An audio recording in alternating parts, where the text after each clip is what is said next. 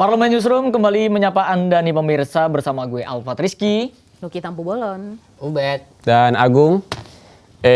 Teman kita ada yang baru nih. siapa nih? Warna bajunya. Oh iya. Biru. bajunya kirain orangnya baru. Enggak. Sama. Biru tapi Baju. pertanyaan kita ini biru beneran apa hijau ini? ini biru oplosan. Oplosan. Kok bau-bau oplosan sih ke baju? Ya mau oplosan mau blending tapi yang jelas kita mau bahas yang isu yang lagi menjadi sorotan masyarakat. Ini banyak masyarakat yang di-prank nih katanya, yang merasa di-prank karena adanya korupsi ini. Nah, Korupsi di mana? Di Pertamina. Oke. Pertamina juga ada birunya ya. Oh yang itu Pas banget. katanya masuk liga ini ya. Top klasemen di liga. Iya, Korupsi betul. kalau kata netizen gitu. Betul. Dan ini kan karena tadi lu bilang biru kan yang bilangnya dia oplos itu kan Pertamax. Pertamax kan biru ya. Nah, terkait dengan korupsi di Pertamina ini kira-kira siapa nih yang bakal nyeritain kronologisnya dulu nih di Pertamina? Kayaknya lu Bet ya, udah senyum-senyum mulu. Kita kasih panggung buat Ubed. Tak cemberut aja biar gak ditanya. Ini panggung lo, Bet. Silakan, Bet. Ya oke, jadi akhir bulan Februari kemarin ya, Kejagung tuh mengumumkan pada khalayak bahwa ada dugaan korupsi di Pertamina yang nilai kerugiannya itu senilai 193,7 triliun. Oke. Dan di situ nama-nama direksi petinggi-petinggi Pertamina, khususnya Pertamina Patraniaga ya yang dibawa-bawa gitu. Salah satunya. Salah satunya, benar. Oke. Nah, jadi kronologisnya adalah tahun 2018 sampai 2023 Pertamina kan mengutamakan produksi minyak dalam negeri untuk mereka jual gitu kan. Tapi dari situ itu kan harusnya sudah sesuai dengan undang-undang atau peraturan yang dikeluarkan oleh SDM. Jadi memang diutamakan produksi dalam negeri dulu gitu. Cuman ada permufakatan jahat gitu. Aduh. Permufakatan jahat. Bahasanya. Nah, gimana tuh permufakatan Gimana? jahatnya gimana? Mereka ini para direksi-direksi ini berupaya agar Bentar. Ini direksi antar direksi maksudnya bukan di satu Pertamina kan ini? Bukan. Iya. Karena ada anak Pertamina dan anak Iya, Pertamina lainnya. subholding. Subholding. bahasanya. subholding di Pertamina ini yang mereka menganggap bahwa pasokan minyak yang ada di dalam negeri ini kurang gitu. Jadi mereka mengupayakan agar kurang gitu. Jadi skenario seperti itu dan juga mereka menganggap nilainya kurang ekonomis kalau dijual gitu. Nah dari situ akhirnya mereka mengupayakan agar gimana kalau minyaknya ini impor gitu. Jalan tercepat. Jalan tercepat benar. Oke. Nah impornya ini itu tadi ada permufakatan jahat lagi di mana pemenang tendernya udah disetting. Oke. Teman-temannya gitulah. Nah dari situ akhirnya menimbulkan kerugian negara. Dan juga ternyata ada pembelian RON 90 yang diklaim dengan harga 92. Jadi markup ya. Di markup ya. Negara bayar yang 92. Nah, padahal dia beli padahal yang 90. Oke. Nah dan selama ini kan kayak Pertalite kan disubsidi ya oleh negara. Iya. Itu masuk program subsidi. Menggunakan APBN kita gitu. Nah dari situ kan akhirnya membengkak yang harusnya harganya bisa lebih murah gitu kan karena adanya markup harga juga impor tadi ternyata di markup juga itu tadi akhirnya dijualnya dengan harga mahal plus disubsidi oleh pemerintah. Iya. Jadi pemerintah Negaranya ruginya berlipat ya. Dan itu di negara ya dan juga akhirnya sampai di konsumen kan kalau beli Pertamax kan tahu sendiri harganya lebih mahal daripada Pertalite. Mau nggak mau kan itu ditanggung oleh Pertamax harga pasaran juga. kan, ikuti pasaran. Bener. Karena nggak ada subsidi kan di situ. Iya, walaupun Pertamax Pertamina sebenarnya lebih murah. Yang 92 dibanding dengan SPBU asing tuh tetap Pertamina lebih murah memang. Oke. Nah, terus karena ada dugaan pembelian RON 90 diklaim 92 di masyarakat rame nih. Lah terus kalau selama ini yang gue beli nih RON 92 nih Pertamax berarti nggak Pertamax dong. Iya. Dioplos nih. Nah, itu gimana yang nih? muncul di masyarakat tuh, kepanikan dan semua. Itu terjadi ketidakpercayaan. Iya. Nah, sampailah Komisi 12 kemarin memanggil para direktur perusahaan minyak baik itu BUMN maupun swasta untuk dikasih klarifikasi. Dan di situ Pertamina menyampaikan bahwa yang terjadi itu bukan oplosan tapi blending. Blending bahasanya. Ya, bahasanya itu blending. Mereka memberikan zat adiktif untuk menambah value dari Pertamax seperti itu. Dan pun ternyata di Di rapat itu. di perusahaan lain itu juga seperti itu. Jadi kayak menambahkan zat adiktif agar ya produk mereka punya value untuk mereka jual lah ke masyarakat. Jadi memang ya tidak bisa zat itu menambahkan ronnya, menaikkan ronnya. Jadi penambahan zat adiktif itu adalah sebenarnya sesuatu hal yang wajar ya. Tapi di rapat itu yang lu tadi bilang sebenarnya penambahan zat adiktif itu tidak bisa mengubah ron. Iya. Naikkan nurunkan tuh nggak bisa.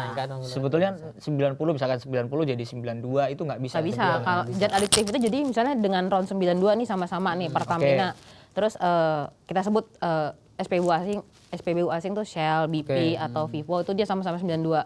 Tapi dengan zat adiktif masing-masing dia akan punya misalnya Pertamina Pertamaxnya jadi apa, punya nilai value-nya apa, ke mesinnya kenapa, si Shell kenapa, ke mesinnya atau apa yang membuat mungkin lebih bersih atau apa. Si BP punya di 92 nih gitu. Zat adiktifnya harusnya hanya untuk value yang membuat kekhasan masing-masing 92 itu. Tapi kan di kita karena kasus korupsi itu kemarin malah dianggap itu 90 yang dijual 92. Jadi posisi korupsinya itu adalah dari pengadaannya ya, yang mungkin dugaan korupsinya. Dugaan korupsinya itu dari yang diadakan sebetulnya harusnya 92, tapi yang datang 90 seperti itu. Bayarnya 92. Bayarnya 92, tapi barang yang datang secara sadar 90. Sadar. Secara sadar pesannya 90. Tapi klaim bayar yang dengan harus harga 92. Jadi kan itu udah lebih mahal. Secara harga juga udah mahal. 90 aja di SPBU, salah satu SPBU asing kan dia jual di atas 10.000. Kita 90 10.000 ya di Pertamina. Nah, berarti kan cost yang dibayar itu berarti sudah lebih, apalagi kalau dengan 92 itu luar biasa. Nah ini kan yang menariknya ini adalah di publik ini perbincangannya kemarin juga disebutkan ini sejak tahun 2018 ya. Jadi yang dikatain Ubed yang 193 itu mungkin angka potensi angka dalam setahun. Jadi baru setahun yang dihitung. Jadi kalau dalam 5 tahun potensinya mungkin hampir kerugian negara itu sampai 1.000 triliun begitu. Atau 1 kuadriliun. Iya, pokoknya fantastis lah begitu. Bisa buat apa tuh ya? Nah, makanya kan ada di itu katanya bisa masuk klasemen ya. Klasemen bisa 1 kuadriliun udah bisa menutupin seperti 2/3 belanja APBN tuh. Ya kalau misalkan dugaan itu benar bisa sampai 1 kuadriliun, berarti Pertamina nanti menduduki peringkat 1 ya, klasemen tadi Agung bilang itu ya, menyalip instansi-instansi lainnya ya. Namanya beberapa AKD di DPR kan kita ada melakukan rapat ya. Yang terbaru itu kan kalau teman-teman tahu itu RDP Komisi 6 kan memanggil itu beberapa statement anggota itu juga cukup tegas nih. Nah, kalau dari aku sih kemarin ngamatin ada statementnya Pak Darmadi. Darmadi Durianto, PDIP. Durianto yang mengeluhkan juga ke bawah-bawah ya. Iya. Dan memang sempat kecatut Darmadi. Iya katanya, dia marah kan, kesal. Nah, terlepas dari hal itu memang dia bilang Pak Darmadi dia memang mengaku sudah mewanti-wanti kepada pihak Pertamina. Di Desember, dari rapat di Desember tuh mereka. Dan pernah juga ngomong ke Raffi kalau nggak salah, yang dulu Patra, dia sempat jadi direktur Patra ya, direksi Patra. Itu hati-hati gitu, wanti-wanti soal keberadaan mafia. Jadi Pak Darmadi terang-terangan bilang ada unsur permainan mafia begitu. Dan saat itu RDP dengan direktur utama Pertamina ya, Pak Simon Aloysius kalau nggak salah. Memang nggak sepenuhnya direksi Pertamina holding utamanya PT Pertamina Persero untuk bertanggung jawab penuh, tapi sudah saatnya Pertamina diminta untuk mengerahkan energinya dan upaya untuk mengusut potensi korupsi ini gitu. Tapi kalau aku dengar yang legislator di Komisi 6 juga ada yang sangar-sangar tuh, Kak Nuki, yang Pak Mufti Anam tuh komentarnya juga cukup tajam juga kan ya. Mufti Anam kita kasih Alfat aja lah. Oh iya. Kemarin Alfat, siapa tahu ada ngobrol-ngobrol sama Alfat nih. Tahu banget nih Nuki, mentang-mentang gue kemarin habis liputan Dintem. Jadi biar lu nggak diam aja. Oh iya kan, biar mereka dulu loh kesempatannya. Jadi kemarin gue seru banget memang. Kemarin liputan rapat jam 1 siang tuh mulai, terus sama Dirut Pertamina dan sangat keras. Pertama kali anggota yang ngomong itu Pak Mufti Anam dari PDIP juga, dari PDIP. Itu bahkan Pak Mufti Anam itu sampai mengucapkan innalillahi. Nah, itu kan di bulan Ramadan ini kita perlu mengucap innalillahi. Kenapa? Karena kalau orang udah berbicara innalillahi kan berarti kayak ada sesuatu kejadian yang besar, musibah yang besar. Karena dengan adanya dugaan korupsi di Pertamina ini sehingga banyak masyarakat ini yang kecewa sangat mendalam. Jadi dia merasakan innalillahi. Nah, sebetulnya tadi menyambut dari Agung bilang itu sebetulnya Pak Mufti Anam itu juga sudah mengingatkan terkait dengan kualitas BBM ada di Pertamina. Persis bulan Desember tahun lalu itu Mufti Anam ya di rapat rame kan. Itu kualitas BBM Pertamina sempat dipertanyakan kan. Nah, akhirnya Pak Mufti Anam ini menemukan jawabannya. Jadi yang selama ini dikeluhkan ini seperti bom waktu yang saat ini nih meledak. Nah, jadi terus korupsi ini juga Pak Mufti Anam juga menyayangkan bahwa ini bukan cuma sekedar merugikan negara, tapi ini juga menyakiti atau mengkhianati masyarakat. Coba bayangin tiap hari ada orang kan BBM itu kan kebutuhan tiap hari loh. Iya kan? Berarti banyak sekali masyarakat ini yang diprank akibat adanya blending lah bahasa blending mereka. oplosan kalau memang itu benar memang dioplos ya. Jadi bahkan yang ada salah satu statement yang juga cukup keras menurut gue itu oknum-oknum di Pertamina ini dengan tadi yang Ubed sudah jelaskan berani Setting permufakatan jahat bulan puasa. Iya kan, permufakatan Katanya jahat. juga grup WA ya kan Pak Mufti bilang gitu. Orang-orang senang. Orang-orang senang gitu. Itu disebutin di rapat loh. Disebutin Pak Mufti Anam nyebutin. Jadi orang-orang grup-grup WhatsApp itu juga disebutin. Dia juga miris terkait dengan di saat masyarakatnya terprank, di situ ditemukan dari Kejaksaan Agung grup orang-orang senang. Tadi melanjut yang tadi itu yang sangat ekstrim menurut gue sih Pak Mufti Anam bilang bahwa oknum-oknum di Pertamina ini merupakan ya salah satu bagian dari mafia migas yang selama ini ada gitu.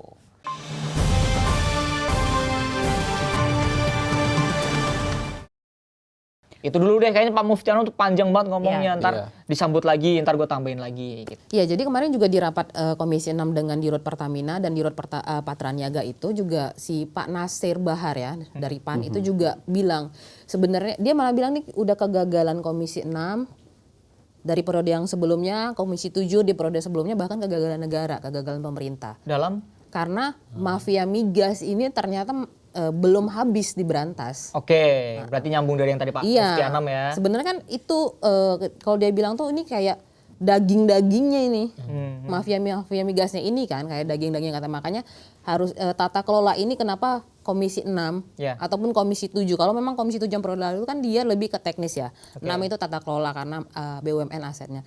Kan dia udah bilang, ini kita udah sampai ada subholding anak perusahaan yang ditutup dulu kan, ternyata nggak habis, nggak habis mafia-mafianya masih ada. Inilah akhirnya sampai ada kasus seperti ini. Itu Komisi 6 memang kemarin tuh semua keras dan satu suara menurut gua, hampir satu suara bahwa tata kelola yang paling disorotin. Tata kelola ini Dirut baru itu kayak mungkin sih Dirut baru tapi udah aduh gila gua udah punya masalah baru nih gitu. Habis kemarin Pak Mufti Anam juga memang juga bilang seperti itu. Jadi sekarang yang tertangkap itu mungkin sekarang ini masih banyak sebenarnya yang mungkin di Pertamina mencurigai. Kita tuh juga maksudnya sekarang mungkin masih ada juga yang masih di internal Pertamina. Jadi hal-hal seperti ini perlu diusut tuntas gitu karena tadi mafia migas itu kan yang Pak Mufti Anam juga menceritakan bahwa mafia migas ini bahkan seperti kayak membuat Pertamina ini untuk susah membangun kilang baru. Iya, jadi menghambat bisa jadi menghambat cita-cita negara kita untuk swasembada energi. Betul. Jauhnya itu dia jadi kayak ini kalau kita punya kilang kan harusnya kita bisa mencukupi energi dalam negeri. Kalau kita punya kilang kan sebenarnya udah nggak perlu impor dan sebagainya. Rantai pasoknya bisa lebih pendek. Iya, betul. Nggak harus impor banyak itu yang lebih cepat lagi kan. Tapi ya itu mafia migas itu yang katanya ternyata nggak habis di kita berantas. Jadi dengan skenario jahat itu baru satu ya. Belum lagi nanti yang 2013 kan? Iya, 2013. Setelahnya itu juga belum ketahuan lagi kan. Ini makanya kayak Komisi 6 tuh kemarin bilang ya si Dirutnya tuh ya udah subholding yang nggak bisa dibina sampai dibilang binasakan gitu. Oh, jadi nggak bisa dibinasakan. Subholding karena subholding kan harusnya satu komando nih sama Pertaminanya, malah kok sama holdingnya lah ya, sama kepalanya. Tiba-tiba subholding malah lu punya ini sendiri gitu. Jadi binasakan. Iya katanya itu kata Pak Nasir Bahar itu kalau nggak bisa dibina ya udah bahasanya binasakan. Binasakan itu kan bisa arti dipangkas, ditutup. Ntar jadinya kayak petrol dong. Ya kan memang Petrol tuh dulu ditutup. Oke. Iya ditutup kan karena dulu banget itu kan ada dugaan permainan juga kan mafia di situ. Ya. Ditutup Emang ini- zamannya Pak SBY ya itu. Ya. Eranya Pak SBY. Jadi concern ya, bahkan juga di anggota Komisi 3 Pak Bambang Susatyo. Komisi Bang Sud. 3 Iya. ada komentar juga Ada nih. Pasti ada kasih dari komentar. hukumnya, Karena sisi penegakan hukumnya. hukumnya ya. hukumnya. Oke. Nah, Mitra Bang Sud itu kejaksaan.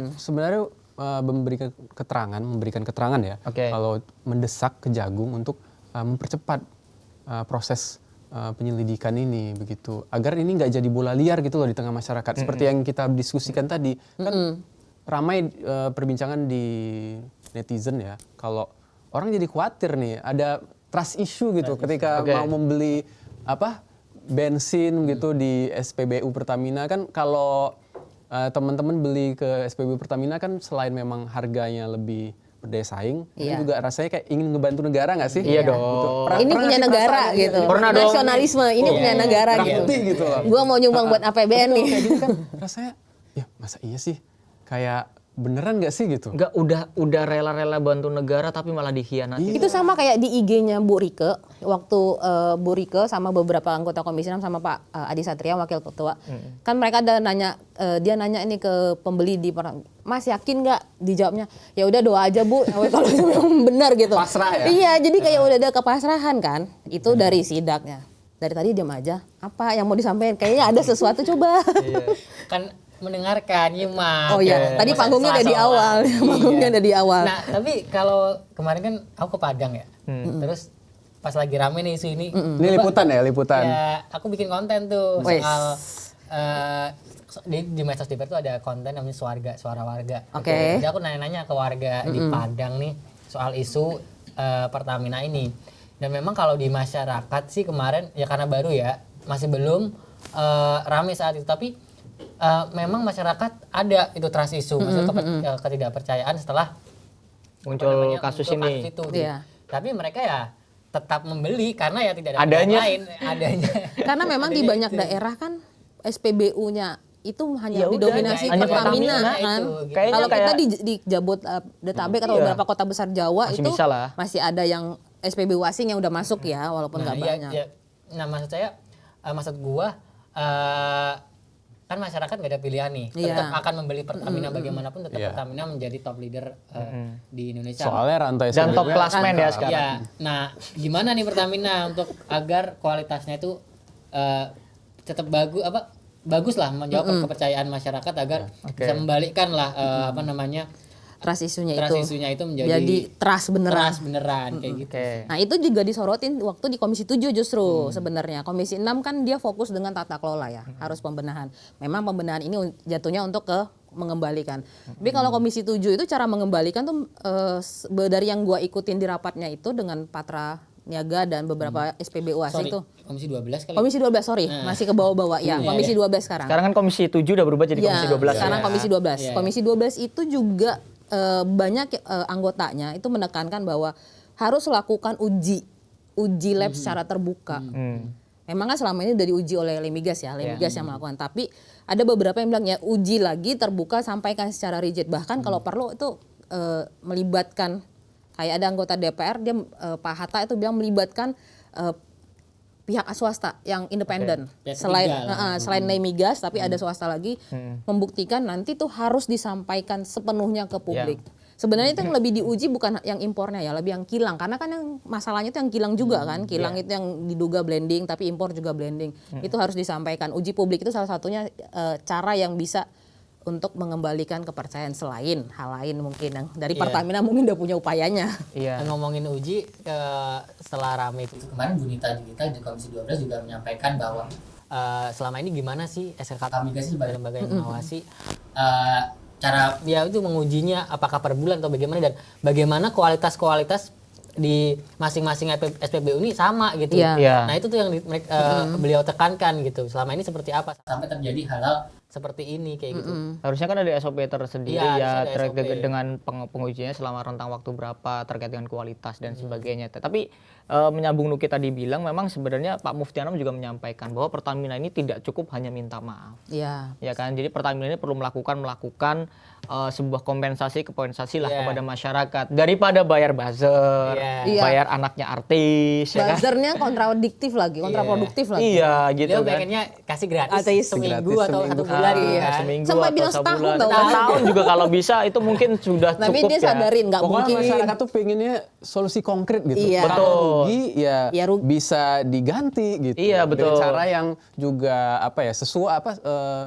sesuai lah punya Iya, nilai jadi tambah lah. Gitu. Pak Mufti Anam mendorong itu jangan kayaknya permintaan maaf Pertamina untuk saat ini kayaknya kurang cukup deh dengan mungkin masyarakat yang sudah merasa terkhianati gitu. Ditambah kalian tahu nggak sih ibarat kata Pak Mufti Anam juga menyoroti gaji direksi-direksi yang ada di Pertamina kan katanya take home pay-nya misalnya gaji ditambah dengan benefit-benefit lainnya itu yang menyentuh kalau setiap bulan tuh 4 miliar. Wow. Gaji berapa bulan? Berapa tahun? 4 Berapa miliar tahun gaji lu? sampai pensiun. Pensiun mungkin ya. Kayaknya nggak ada juga. Itu 1 bulan 4 miliar. 1 bulan ya? Betul, makanya Pak Masih ngakalin negara Makanya. dan merugikan rakyat ya, sebagai konsumen. coba kalian kalau 1 bulan sudah memegang 4 miliar, apakah ya begitulah udah bisa membeli apapun gitu Kita kan. nggak di sini. Ya, makanya. Kita nggak puas. Makanya, cuman ya itu Pak Mufti Anam makanya karena saking besarnya gaji tersebut bahkan menyetarakan dengan CEO Google, Iya, melebihi dengan gaji Donald Trump. Sampai bilang gaji presiden. Gaji presiden. Iya. Ini lebih loh. Tapi yang seharusnya gaji besar itu diiringi dengan memberikan keuntungan kepada negara, memberikan kualitas BBM yang terbaik bagi masyarakat. Ya. Ini malah merugikan negara.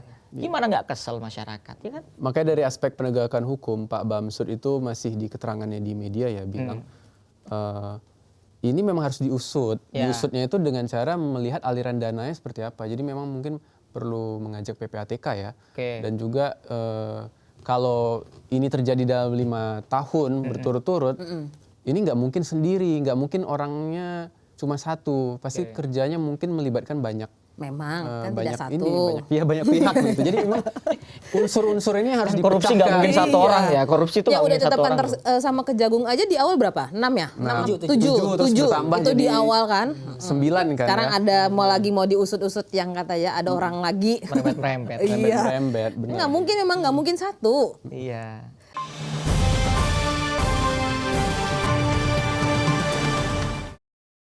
Nah tapi selain komentar pedas, sebenarnya ada juga anggota yang memberikan semangat lah untuk Pertamina ini. Pasti. Pasti.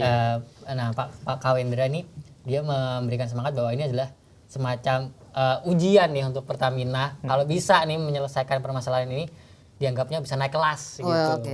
Oke. Karena beliau masih percaya. Apalagi di bulan puasa ya kata Iya. Wijaya.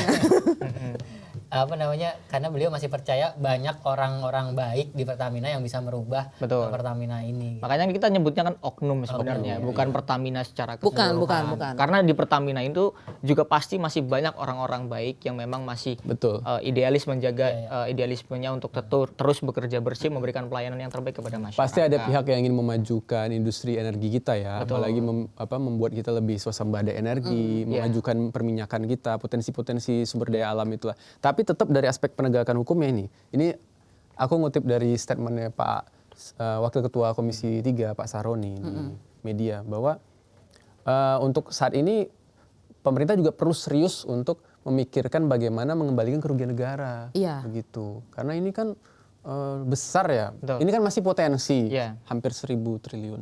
Dan ini 193 aja tuh sebenarnya udah gede. sudah sangat besar. Udah gitu. besar. Itu Udah bisa buat MBG. iya MBG Udah masuk tertutupin 2 mungkin tahun ya. klasemen liga keberapa begitu ya? Iya. MBG aja 70 triliun kan? 71. Kalau 71. Cuman kan ada efisiensi tambah 100 jadi 171. Iya, pokoknya kan itu 190 setidaknya MBG 1 tahun sudah tertutupin tanpa harus ada efisiensi. Persis. Berarti ada potensi kalau diusut lagi nanti dikembangkan. Iya, dan ini kerugian negara harus kembali. pengembalian kerugian negara ini jadi perhatian juga para legislator kita, apalagi Pak Bamsud juga sebelumnya ngomong kita kan lagi efisiensi nih, berusaha ngetatin anggaran dengan target sekitar 300 triliun. Tapi kok tiba-tiba kita dihadapkan dengan kasus seperti ini, kan sangat disayangkan begitu. Terus juga ini jadi momentum bagi penegakan hukum, khususnya penegakan hukum atas tindak pidana korupsi di negara kita, di mana kalau laporan dari Komisi Pemberantasan Korupsi kalau beberapa tahun ini aspek penegakan hukumnya, penegakan hukum tindak pidana korupsi ini memang jadi perhatian, apalagi sepanjang 2020 sampai 2024 pengembalian atas kerugian negara di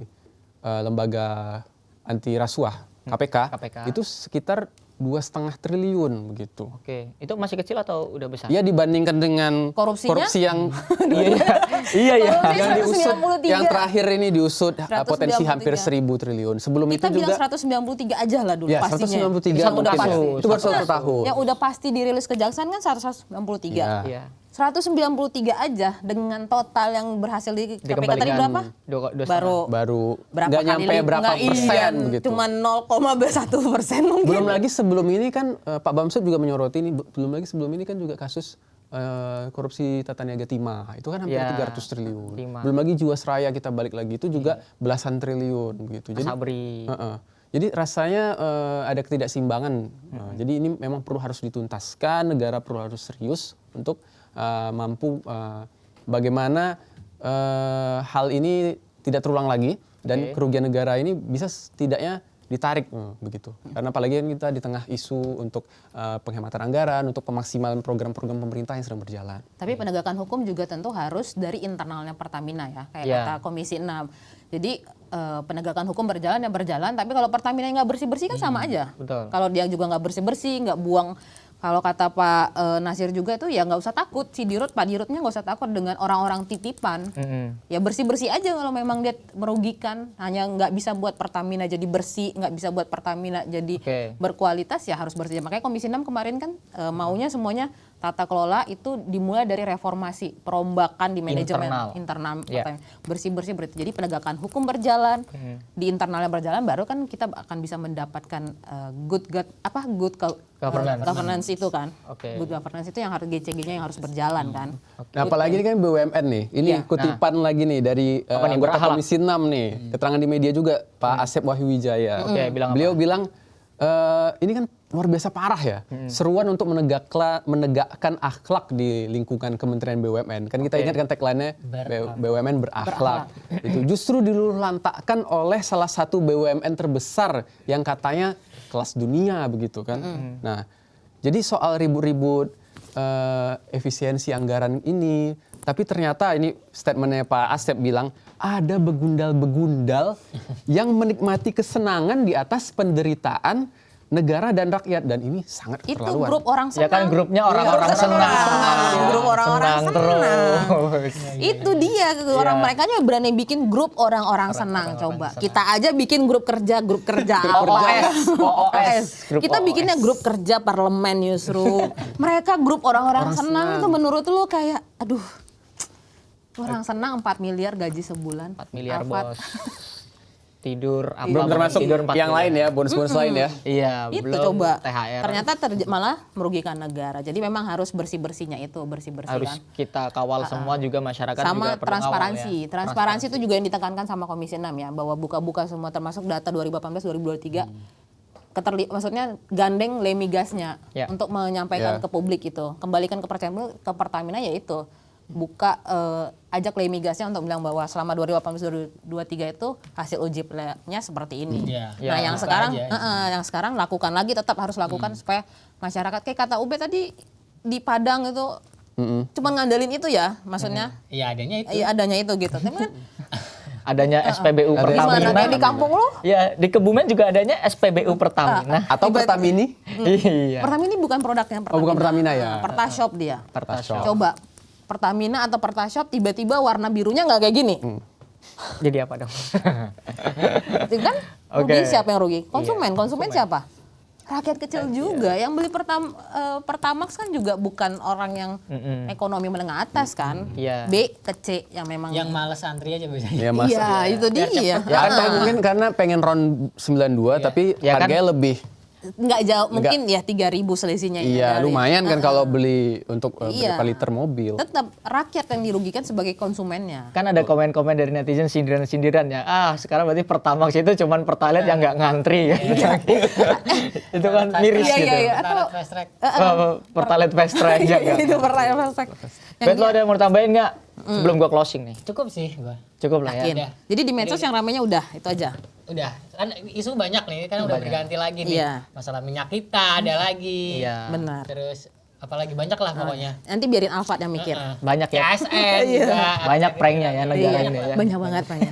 Tapi ini prank yang paling gila sih. Gila. Iya. Negara ruginya 193 itu menurut gua Iya. Kalau dulu kan emang sempet rame ya di mungkin perbincangan di luar sana di netizen kayak meragukan gitu kualitas ronnya seperti apa. Tiba-tiba ujuk-ujuk kok kita dihadapkan dengan berita ini. Nah, makanya yang menjawab orang Pertamina-nya sendiri. Iya, makanya tadi yang Agung bilang untuk tadi statement Pak Ahmad Syaroni untuk menuntaskan ini benar-benar tuntas, ini momentum Pertamina untuk menuntaskan, ini menjadi penting karena Pak Mufti Anam juga mendorong itu kan kalau dari sisi penegakan hukum, dari sisi DPR ini juga ingin terlibat dalam penuntasan kasus ini.